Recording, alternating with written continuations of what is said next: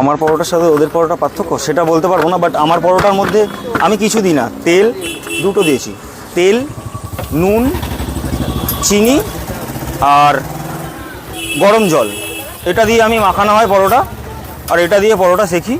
এই যে তেল, হালকা তেলে সেঁকা হয়,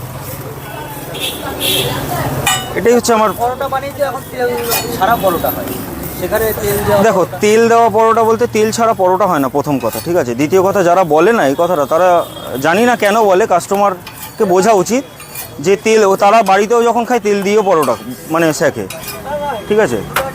হ্যাঁ থাক, এই যে আমার তেল অল্প তেলের পরোটা, একদম নরম তুলোর মতন। যে খাবে সে মানে যে খেতে আসে সে একটা খায় না, কম করে 4টে খায়। না দাদা, চাঁদে মানুষ থাকে নাকি চাঁদে পরোটা বিক্রি হয়? চাঁদে মানে এখান থেকে পাঠানোর জন্যই আমাকে পাগল হতে হবে আগে ওদের মতন। আমার ওই অত সময় নেই ওদের মতন পাগল হওয়ার। কিসের কম্পিটিশান? পরোটা বিক্রি করে কম্পিটিশান? যদি বিরিয়ানি বিক্রি করতাম তাহলে বলতাম হ্যাঁ, পরোটা বিক্রি করে কী কম্পিটিশান?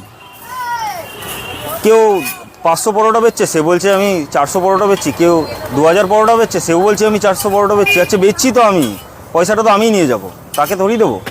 এটা তো আমারই থাকবে, আমার থাকবে, আমার মিস্ত্রিকে দেবো, ব্যাস। আমি তো কাউকে দেবো না। তাই তোমাকে কম বলে আমার লাভটা কী?